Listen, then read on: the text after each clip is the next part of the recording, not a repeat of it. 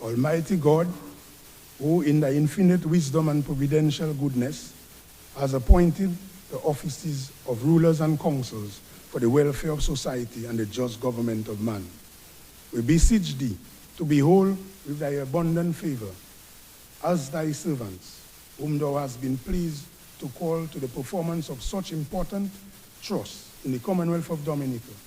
Let thy blessing descend upon us here in this Parliament assembly, and grant that we may, as in thy presence, treat and consider all matters that shall come under our deliberation in so just and faithful a manner as to promote thy honor and glory, and to advance the good of those whose interests thou hast committed to our church, all which we ask in the name and for the sake of our Lord and Savior, Jesus Christ.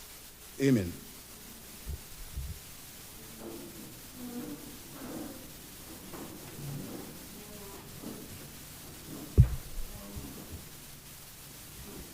House resumes, but before we start, I just wanted to highlight some key important issues, small issues. One, I'm urging all members of the Honorable House to maintain the decorum of Parliament. So you need to stay in your seat that you are assigned to. Another matter is all members, when you're addressing the chair, you need to stand. So you could be identified. So I could say my eyes fall on you and you proceed. Also, something that's really disturbing is members on both sides need to minimize the distraction and disturbances of each other. I don't want the house to be like stiff. We must have a little excitement in between, But there are certain things I was not really happy about on both sides, where a member is speaking, and even on the member's own side, they are actually there in cross-talk with other colleagues, while their member is actually on the floor. This has to stop on both sides. I will not accept that, because this is not reflecting good on us. So, and I apologize for the late start, but we had to deal with some administrative matters brought to my attention.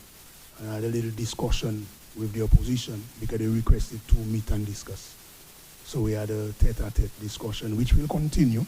All this is in the interest of really trying to ensure that we have fruitful debate, respectable debate, and I think all that would be in the interest of the legislature and for Dominica. So as I said, House resume, debate continue. Yes, I recognize the Honorable Senator Kasani Lavin, Minister of Works. Thank you. Mr. Speaker, please allow me to express my most sincere greetings to the members of Parliament in this House. Please allow me also to greet the invited guests here, all the listeners, viewers on various platforms, my family, my friends, my neighbors who I grew up with in Maho, Massac, Kinfield, Jimit, Warner, Campbell, Taro, and Layupak, where I farm, Mr. Speaker. Greetings to all Dominicans. Mr. Speaker, to say it's merely an honor or privilege to be here to present today would be diminishing these words. So instead, Mr. Speaker, I simply say I give thanks to God. I give thanks also to the people who for the past 2.5 years, Mr. Speaker, and for the past 22 years also, Mr. Speaker, have allowed and entrusted the administration of the most important business, Mr. Speaker, into the hands of the Dominica Labour Party government, Mr. Speaker. Mr. Speaker, when I think about the good people of Dominica, I think of a people who not so long ago were enslaved, who were not so long ago oppressed, stripped from their freedoms, the most basic dignities, Mr. Speaker, for a few to get wealthy, Mr. Speaker. I think of a people who for generations have been oppressed, Mr. Speaker, fraught with so many challenges, Mr. Speaker. I think of a people who are left to survive in a geopolitical landscape with countries with economies that are much more sophisticated than our own, with militaries and armies, Mr. Speaker, with generational wealth that was amassed from our sweat, from our blood, Mr. Speaker. But when I think of Dominica, I also think of the many people who will live here, who were born here, Mr. Speaker, people of faith, people who are blessed to be Dominican. When I think of Dominica, I think of a people, Mr. Speaker, who are loving, who are resilient, who are strong, people who go through challenges with such grace that you think, Mr. Speaker, that everything was all right. I think, Mr. Speaker, of a people who most recently had to go through serious environmental challenges, Tropical Storm Erica, Maria, the earthquakes in the north, Mr. Speaker, flooding at Layu, so many more. People who had to survive in the late 90s, Mr. Speaker, misgovernance by UWP administration. Mr. Speaker, I think of our people who recently have been going through, and even now, the COVID-19 pandemic, and who were affected by politics of the globe, Mr. Speaker, and warfare right now in Ukraine and Russia.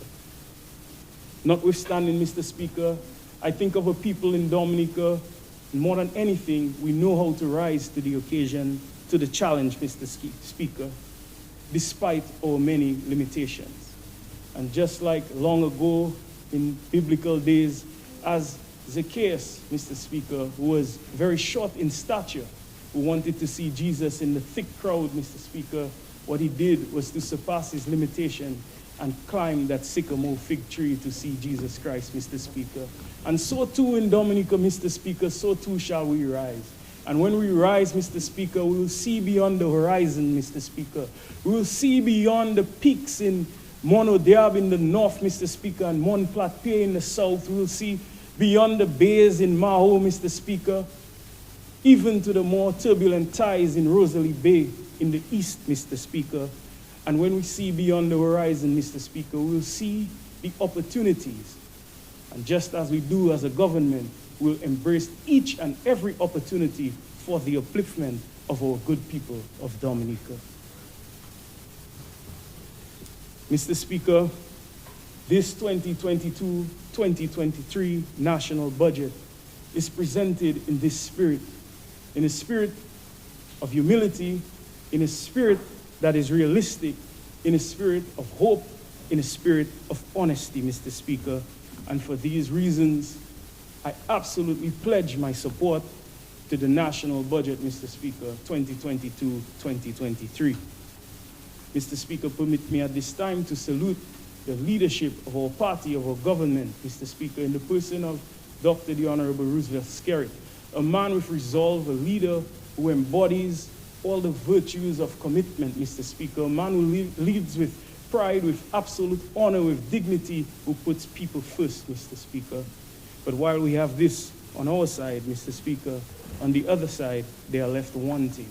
They are left wanting, and you could hear it yesterday, Mr. Speaker, and the day before. It was clear, because what they did with their time instead was to plant seeds of confusion and throw twines of zebgwa, as you say it, and vines around our necks to cause confusion, Mr. Speaker. So permit me at this time instead to uproot the seeds of destruction, Mr. Speaker, and bring some clarity to some of these things. Mr. Speaker, I heard them saying that on this side we have a habit of issuing no-bid contracts. Not this government, Mr. Speaker, not this one. Not this government that just a few years ago, we enacted a procurement act, that which a few years later, just earlier last year, Mr. Speaker, it was repealed, it was replaced, Mr. Speaker, and now we have the Public Procurement and Disposal of Public Property Act, Mr. Speaker. Not this government. Not this government that the very same Director of Audit report that they are picking and choosing from, but not seeking to portray the real true picture, Mr. Speaker, where it says in one section, the works were undertaken in an economic and efficient manner as per design specifications and compliance with authorities, Mr. Speaker. Over and over it says this. It speaks of procurement, Mr. Speaker, and a few pages below. Again, the Ministry of Public Works and Digital Economy managed the project in an efficient and economic manner that ensured compliance with international standards and best practices and relevant laws and regulations. In the tender analysis, the tender process was based on pre-qualification procedures in the same document. So we play this game of picking and choosing. We need to practice honesty in this house, Mr. Speaker. This is not a circus, Mr. Speaker. Let's speak the truth. Words have power.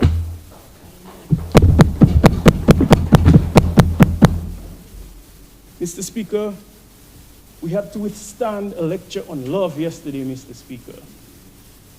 I cringed. I'm not saying that they're incapable of loving at all, Mr. Speaker.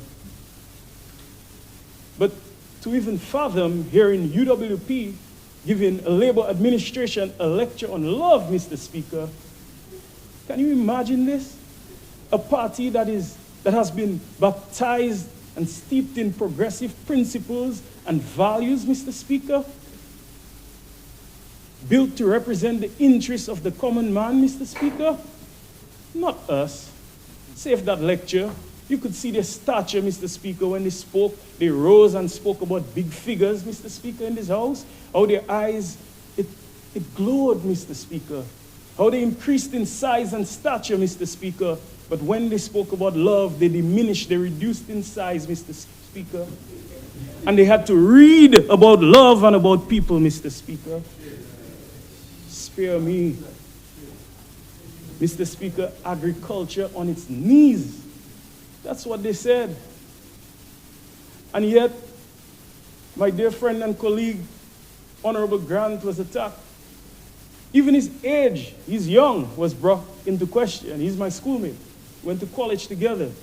And his age was brought into question, Mr. Speaker. But may I submit, Mr. Speaker, that for the 2.5 years that Honorable Grant has been leading the thrust and the mandate of agriculture, we're in a much better circumstance than the 32 years, Mr. Speaker, of experience that they are boasting, Mr. Speaker. Congratulations, Honorable Grant. And the only people that want bended knees, Mr. Speaker, people like me, people like you. Because when UWP was in power in the 1990s, I was in high school, Mr. Speaker, and we have to wear long pants in Parliament. If I had shorts and I rolled up my pants, you would see the scars on my knees. Mr. Speaker, they came here speaking about electricity. Mr. Speaker, we all know the challenges of electricity, but they are not sufficiently qualified to speak or even ask about electricity because they gave away the power company, the people's company, like a mere subsidy, Mr. Speaker. And they come here acting confused, like they don't understand the mechanics behind VAT and the premise of VAT. And that they don't understand the calculation of fuel surcharge, that which is published in the papers every month, Mr. Speaker, so it suggests that they don't read. It took this administration, Mr. Speaker, to right that wrong, Mr. Speaker, and the people should feel pleased and comforted by that.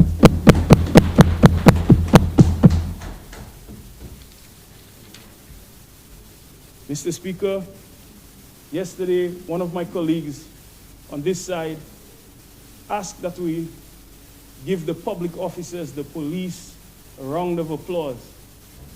and not one single person on the other side clapped, Mr. Speaker. We have the Sergeant of Arms is here. We have 4 police officers in here. They all witnessed. Not one single applause from them, Mr. Speaker. This is quite concerning. We are taking politics way too far, Mr. Speaker, beyond basic sensibilities and humanity, Mr. Speaker, and that is dangerous.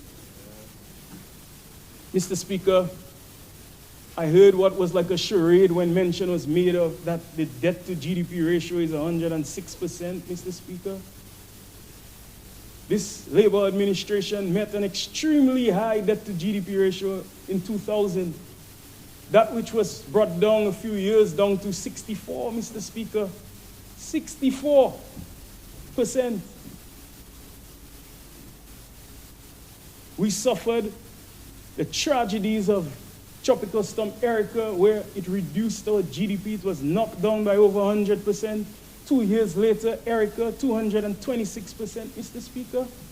And we come here like it's a show talking about 106% debt to GDP ratio, Mr. Speaker. It suggests to me that they're anti-investment. Because debt is not bad, Mr. Speaker. Many of us in here have come to own whatever we have by debt, by loans, Mr. Speaker. Yeah. To suggest that debt is a bad thing, they must not understand basic economics, Mr. Speaker. The fact that we on this side see debt as investment. Investment debt, Mr. Speaker. Should we have, Mr. Speaker, decided to continue these IMF measures forever, Mr. Speaker? Yes, the debt to GDP ratio decreased after these measures down to 64%, Mr. Speaker, but we had to invest. How can you look at only one single indicator when you're evaluating an economy, Mr. Speaker, and not look at any other matrix, Mr. Speaker? You're not looking at your asset base, Mr. Speaker. The 12 health and wellness centers that we now have, the new hospital in Marigot, Mr. Speaker, the new Dominican China Friendship Hospital, and so many assets that we have built, the investments in the digital economy, which will help us to pay back these debts, the increased cruise calls and visitor arrivals, Mr. Speaker. All these will stimulate the economy, Mr. Speaker. That's what we're about, a government of investment.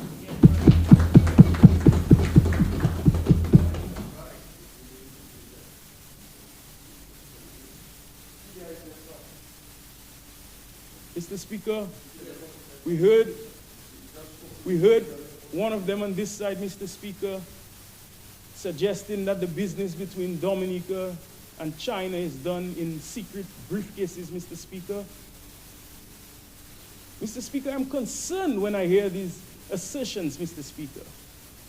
If they on the other side were given a chance to manage the foreign policy agenda, Mr. Speaker, of Dominica, is that how they would start, Mr. Speaker? By casting aspersions, Mr. Speaker, and attacking other countries, Mr. Speaker?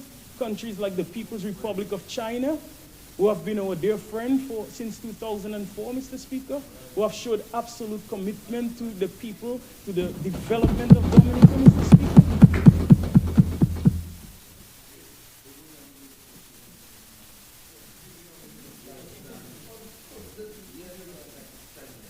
Attacking the NEP again, Mr. Speaker.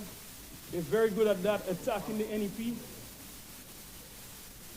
When we are actively engaging some of our NEPs in various discussions. Because you hear the agriculture pie, Mr. Speaker. You heard it from Honorable Grant yesterday, Mr. Speaker. And we know that some of our NEPs, those that are engaged in beautification and cleanup, work 3 days a week. And we've been talking about engagement, Mr. Speaker, further for the additional 2 days. And that's why we're looking at lands in some areas, Mr. Speaker, where we can invest in them too. So they can rotate, Mr. Speaker. 2 days it might be one crew, 2 days another, and they will benefit directly, Mr. Speaker, from the investments in agriculture, Mr. Speaker, and they will have control of that industry. To suggest that we are not interested in our NEP, we created it. But Mr. Speaker, most of all, what troubles me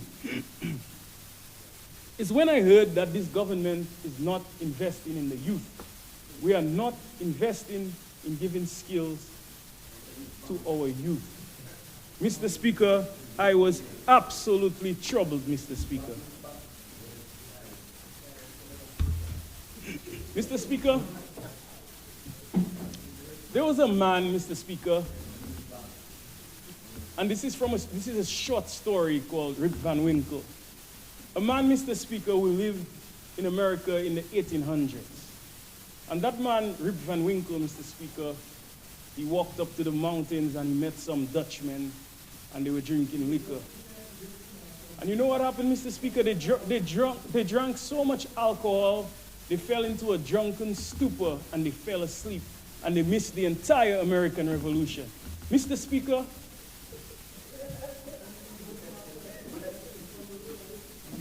is this Rip Van Winkle on the other side, Mr. Speaker?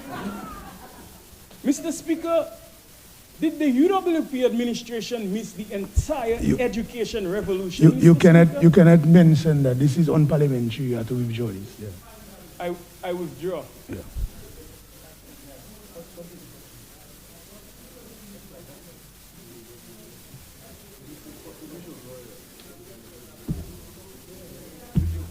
Mr. Speaker, we have done well, Mr. Speaker, in this past fiscal year. We have done very well, and we should all be grateful.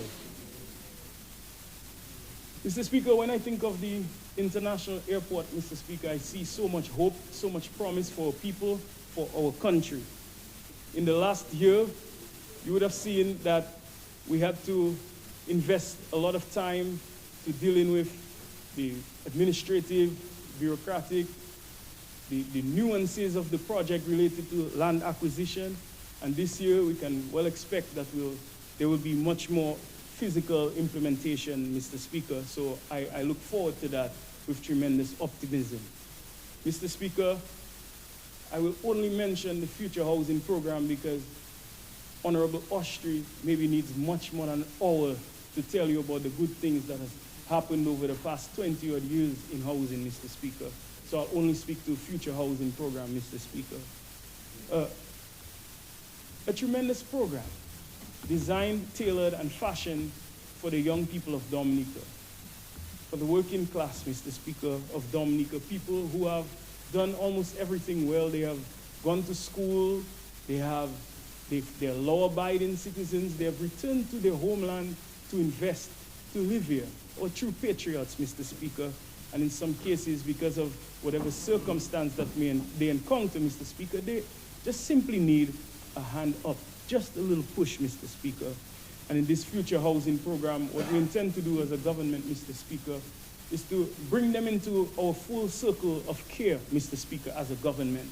So we will build homes in Cotton Hill and in Warner in the first instance, and later on we will consider Hillsborough Garden and Center in Grand Bay. So the government will really be taking on all the risk associated with the construction. And we will take that on, and we have been working with financial partners. We have some banking institutions who have already agreed to finance this by as low as 4% interest rates, Mr. Speaker. And what the government will do upon construction, we'll sell these homes at a very reduced cost below market value. So this is absolutely a tremendous opportunity for empowerment and to build generational wealth. And I've been working very closely with about 27 young people, Mr. Speaker, on the future housing program. They have committed their time and talent, people in the public service, private sector, business owners as well. And they have been working quite closely with us to develop residential policy, the community management plan, key concepts of these housing developments. And we should be all truly excited for this. So this budget is absolutely a budget for youth, a budget for young people, for working people.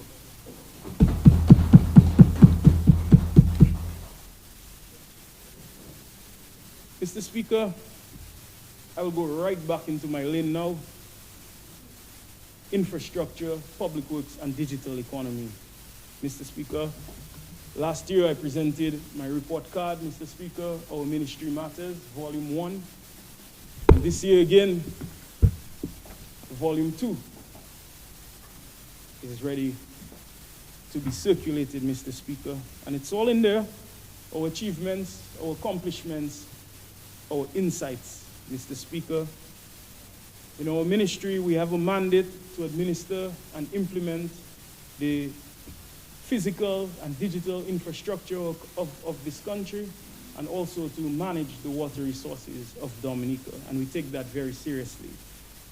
Last year had not been easy, but we had to strategically prioritize based on importance to allow for sustainable growth, and that which we have, in fact, accomplished. Notwithstanding the challenges, we have completed the Wharton Waven Copthall Road Improvement Phase 2 project, Mr. Speaker.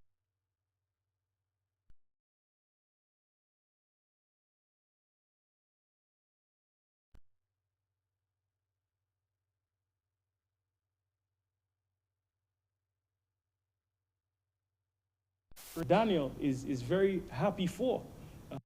It's a project that she certainly made tremendous representation for early on. So I'm happy for her, happy for the people of her constituency, Mr. Speaker. Layu Valley Road Reconstruction Project, Mr. Speaker, 4-kilometer road project. You know, we know the premise of this one. There was serious devastation in this area from flooding a few years ago from the collapse of the Mathieu Dam, a very important dam in Layu Park. And as a child, this is the road we used to use. Now I use the Warner route. So I myself, I'm happy about this opportunity to use this road as well. The people of Kaum, of Shapara, Dr. King, and Honorable Henderson, I see you all excited about this road. And just to let you know that work is on stream, it's steady, and we expect completion by December of this year. Marigot to Portsmouth feasibility study. As you all know, it's the government's intention to rehabilitate this 36.5-kilometer roadway from Borough Square, Portsmouth to Hatton Garden. So I am happy to also inform the opposition, Mr. Speaker, that the component, the wave overtopping mitigation measures, is incorporated in that project as well. Hence the reason that it appears suspended, Mr. Speaker. So take comfort in that. On the Cabanis wall, Mr. Speaker, it's in Dr. McIntyre's constituency. This is 70% completed, and it's also important to facilitate the works that are expected to come along in geothermal. And this is to a tune of $1.8 million, and we're happy about the progress of this work as well, Mr. Speaker. The Dublin Bridge is also complete at a cost of $1.02 million, also in Honorable Daniel's constituency, Mr. Speaker. The contractor in this case has gone beyond the call of duty. There are even flower planters, Mr. Speaker, that are part of this, and it was certainly not incorporated in the project. So that is the type of work, Mr. Speaker, that we are doing and facilitating in our ministry. It's more than just a contract, it's about people. The rehabilitation of Layu Bridge, it's something, or Hillsborough Bridge, as some of us may know it, $8.99 million. This was also completed in March of this year. We are all pleased to see this project, the Good Hope Road Reinstatement, Phase 1. I'm hearing Honorable Alfred saying yes. And mind you, it's Phase 1, as we're saying. It's 985 meters of road rehabilitation at a cost of about $850,000. Phase 2 is expected to come in due time, but we would like the opportunity to monitor this road, Mr. Speaker. As you know, some 37 years ago, I believe, there would have been a massive landslide in this area, so we would like to monitor possible soil movement before we invest further in a road surface, Mr. Speaker. Water interventions, we have done 3 retaining walls in that area to address some slope failures at a cost of $631,000. We've seen recently the river wall constructed, massive river wall, Mr. Speaker, in the upper riverbank area in Roseville. And as we know, in the last major flooding event, Hurricane Maria, we understand, Mr. Speaker, that a lot of the flood waters really emanated from that area, and that's where the breach happened to affect the city. So that has now been addressed, and we're all grateful for that. because we all benefit in some way from the city. We are here today in the city of Roseau, and hence the reason why we need to invest in the city. Mr. Speaker, LBR, Lubia to Bagatelle Road, and my colleague Minister Henderson is saying yes, he's extremely happy, and so too, in silence, I'm hearing the voice, the spirit of my dear brother Ed Regis, who last year sat over there, Mr. Speaker, and called this the Granby Road Project, Mr. Speaker. So you'd be pleased to know that we are making good progress in the tender process, and we're in the final stages of negotiations of this project, Mr. Speaker, at this time, and we expect to start in September of this year. And it's a 11-kilometer road project, which includes 5 bridges. 4 of them will be replaced, and the Mitcham Bridge actually will be rebuilt in a different area to improve the access, both the vertical and horizontal alignment, Mr. Speaker. The road width is expected to be about 6.5 meters throughout, except for the Pishley area, Mr. Speaker, where you have houses really at the edge of both sides of the road, and we will not interrupt the livelihoods of the people of Pishley, Mr. Speaker. So we're excited about this project. In the East Coast Road Project, Mr. Speaker, for the most part of last year, this project would have been administered under the Ministry of Environment, and they have done an excellent job, Mr. Speaker. And in this coming fiscal year, this project will be moved to the Ministry of Public Works, Mr. Speaker. And in large part because this project came as a package under the DVRP, Mr. Speaker, and most of these environmental projects would have now been completed and done very well, I must say. So this final component, which is really a public works project, has been moved to public works and digital economy. And it's a $126.7 million strategic investment, and we see the employment of no less than 150 people, Mr. Speaker, Dominicans, Mr. Speaker. And this project benefits numerous communities from the Bois Diab through Castle Bruce and the Kalinago territory all the way to Hatton Garden, Mr. Speaker. There are 174 culverts, Mr. Speaker, to be replaced. Most of them have been already, Mr. Speaker. 43 retaining walls, other drainage structures. Again, this project, the road width is expected to be about 6.5 meters. There are other projects, significant number of projects that we have accomplished, Mr. Speaker, in this year. We speak to the Grange Road Project in Portsmouth at a cost of $1.02 million. Both Senior Minister and my colleague Minister Douglas would be happy for this construction. The St. Kitts Bridge in Grand Fond is complete. We have retaining walls that were done very early on in Grand Bay, so we are happy for that. And the road at Highland, Mr. Speaker, was also completed. Mr. Speaker, it's an exhaustive list of accomplishments. I won't speak further to them. They're all here, documented in our report card, Mr. Speaker, so we will circulate it sometime for the benefit of all, Mr. Speaker, and to the public also. Mr. Speaker, in this new fiscal year, we will complete some of the projects that we have already started on, and one of them being the Dalis to Petit Savan Road. And while it's not presented in the estimates, Mr. Speaker, neither was it there last year, but yet we did quite a bit of work because we have been doing this under our road maintenance program, Mr. Speaker, and we'll continue to do so. So the major component right now to be done would be a bridge. There's a crossing in the area where the former police chief Daru lived. What we had was a swale, almost like a Ford crossing, Mr. Speaker. And if you see this area, it's completely damaged right now. And the cost of building a bridge in that area it's just way too costly. So what we have done instead, and we have been talking to Mr. Holford Vidal, a landowner, which is higher up, I believe, further east, and we are discussing acquisition. So we've been on site. There are discussions with our surveyors. The surveys have been done, and we're in the process of doing that. We have actually already designed the crossing, Mr. Speaker, but we're waiting to finalize the land acquisition.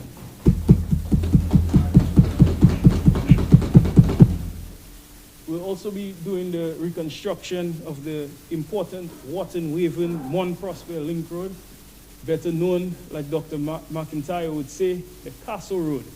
And this is beneficial not only for his good people of the valley, but for the tremendous tourism product that we have in Dominica, Mr. Speaker. In the Roseau Enhancement Project, we will continue this, Mr. Speaker, Great Judge Street, and possibly soon after Independence Street. We spoke about this last year, Mr. Speaker, and we have accomplished quite a bit of work in this fiscal year, even though we have not done the physical work yet, Mr. Speaker. We can well appreciate the intricacies, the nuances of this project, Mr. Speaker, to rehabilitate a street in the heart of Roseau. The consultation process that has to go on, Mr. Speaker, the disruption of the lives and the businesses, we are taking that very importantly. And not only that, Mr. Speaker, what we have is we have a lot of underground utilities in this area, and we have to be satisfied that we have proper as-built drawings for these to minimize disruption. So we are very excited for this project also. In La Plaine, I heard representation was being made for some lights and some safety rails along the bridge. But I must say, Senator Joseph, that Honorable Kent Edwards has long made representation for these solar lights and for the safety rails, Mr. Speaker. He was one of the first power reps to make representation for safety rails. That's why in his constituency, we used our last set of safety rails in La Plaine, Mr. Speaker. So again, after we procure our 3,750 meters of safety rails, which we're in the process of procuring, we'll certainly address that and the lights as well. So next time, we don't need to wait for a year to come to budget address to make representation. We simply go to our respective power reps.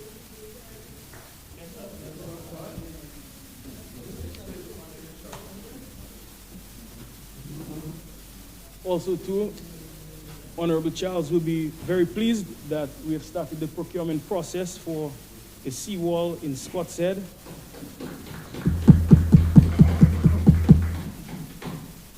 And for Honorable Skerritt, we have started the procurement process for the Virgin Lane sidewalks too. So there's a lot that we should be happy for, a lot that we can expect. Again, it's all here, Mr. Speaker. There are a number of projects. I can't name all, but we can all refer to the 2022-2023 budget estimates. We have been devoting a lot of time and attention to maintaining our roads after we have invested millions of dollars into our physical infrastructure. We have to maintain. So last year, we spent $5.076 million for road surfacing, for pothole patching and general maintenance. And in all, 93,000 square meters of road surface would have been replaced by way of pothole patching and maintenance. And this may seem like a lot, but bearing in mind the environmental conditions, Mr. Speaker, the frequent wetting and drying cycles, the rain, the harsh sunshine, Mr. Speaker, and the temperature differences, bearing in mind the development that is happening in Dominica, where we have a lot of vehicles, and not only that, but with the significant construction, we have a lot of multi-axle vehicles traversing the roads, Mr. Speaker. We can well understand and imagine that we must have a rigorous road maintenance program, and we are committed to continuing that into the next fiscal year. I want to applaud the efforts of the many contractors who have been working with us, Mr. Speaker. There are many of them. You have the Alexanders in Granby. You have people like Marlon Labassé and Alicia Coffey and Public Works Corporation as well. So many people. On a given day, anywhere from 46 to 50 people would be on our roads maintaining around the island, Mr. Speaker. Also, too, Mr. Speaker, we have made tremendous efforts to invest in the water sector. And one of our major projects, our biggest project actually, would be the water sector strategic development project. And we all know the ravages we have experienced of the many hurricanes and storms that we have had most recently. And we must make critical investments in our water sector to ensure that service is maintained and delivered to our good people of the various communities in Dominica. So under this project, it is in 3 phases. The first phase identifies the various vulnerabilities in our water sector around the island. And the second phase, the final designs, the cost estimates would have been done, and we would have also prioritized the projects. So some of the projects that we will be doing or we will continue to do in this fiscal year, Mr. Speaker, would be the Rosa Valley Water Project, where the people from Trafalgar, Shawford, Fort Canny, Coptal, Wharton, Waven will all benefit. And on the West Coast, the entire West Coast, Mr. Speaker, the East Coast, Calibishi, Jimmet also, Mr. Speaker. So there's a lot going on, Mr. Speaker. And while not in this component, Mr. Speaker, but we have also made allowances for further investments in water. So in Boetica, you will have work done on your water supply in Cotton Hill and in Grand Coulibaly also, Mr. Speaker. So this, we see water, Mr. Speaker, as a basic need, Mr. Speaker. An investment that is absolutely needed for our people, Mr. Speaker. So when they on the other side are laughing about 106% debt to GDP ratio, we have no shame in investing in the people of Dominica, Mr. Speaker. Mr. Speaker, in the final stage of this project, we'll be investing in capacity strengthening and upgrades at Dawasco, and investing also in technology. This project is at a total of $107 million, Mr. Speaker, well worth it. And to a large component of that will be from the UK SIF, and it will also be matched by GOCD, government, and Dawasco. We also have seen in the last year upgrades to the WA1 network, Water Area 1 network, as we sometimes call it. A $33 million investment was made in that area. It is our largest water system on island, stretching from Castle Comfort all the way to Mero, Mr. Speaker. So we are happy about that. There's additional storage capacity at Antrim and at Massac. There is now a new pre-treatment and filtration plant at Antrim also, as well as a new laboratory. So all worthwhile investments in the water sector. Also to Mr. Speaker, in Mont Prosper, the water supply project, that has also been done. It's substantially completed, I would say. So far, we have completed the 60,000 imperial gallon tank. We have already completed, and that was done in Mont Prosper, and the water intake was completed in Wharton Waven also. And we are now finalizing the laying of the pipes to allow for connectivity and distribution. I wish to say thanks to BNTF for their $1.9 million investment, and government has also matched this with $1.1 million, Mr. Speaker, to complete that project. There are also investments in renewable energy at Dawasco as well. I wish to inform that a 97 kilowatt solar PV module project was done and installed at the Baytown treatment facility, and so too a 30 kilowatt PV module was done at Jimmet water pump station. So we have been doing a lot. Just to put into perspective, why do we need so much investment in the water sector? Just to take us back a little bit to 2015, where after Tropical Storm Erica, 30% of our water system would have been disrupted at a cost of $52.5 million. And in a matter of 2 years, the government and Dawasco did well. A massive job at providing distribution and restoring our network to 95%, only for Hurricane Maria to devastate and disrupt the network again, then by 45%. And this time the cost was a massive $104 million. So that is why we need to invest in resilience in our water system, Mr. Speaker. Mr. Speaker, digital economy. And I get so excited when I speak about digital economy, Mr. Speaker. Mr. Speaker, simply put, we are focusing on the productive sectors, Mr. Speaker. Not that we are trying to find new areas necessarily, Mr. Speaker, but we are trying to think in new ways to bring different perspectives to the way we think the way we do things, Mr. Speaker. And with data being the new gold, Mr. Speaker, we absolutely need to be part of this gold rush. Mr. Speaker, that is why we believe that digital economy is right along that critical path to our dynamic Dominica, Mr. Speaker, and we have been doing well. Mr. Speaker, it's absolutely my pleasure to tell this Parliament, Mr. Speaker, that we have in fact completed our dynamic Dominica National Digital Transformation Strategy, Mr. Speaker. I would like to say thanks to the UNDP, Mr. Speaker, for working with us, being true development with consultations with various sectors, public, private, academia, the youth, you name it, even the seniors, Mr. Speaker, because digital economy affects all of us. And what we did was we completed our readiness assessment to identify gaps,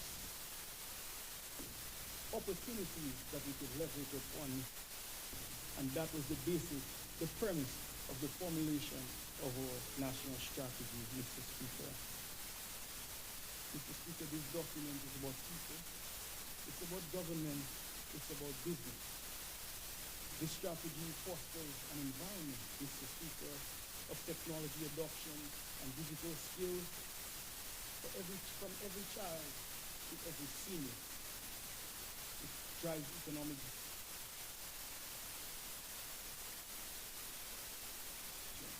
It provides convenience to people by providing numerous services and allows people from outside to better transact with us here in Dominica. Mr. Speaker, it reduces time, it provides cost savings with doing business, it improves our score on the doing business index, Mr. Speaker. It invests and speaks heavily about what we'll be doing in the various productive sectors, Mr. Speaker, like education, healthcare, tourism,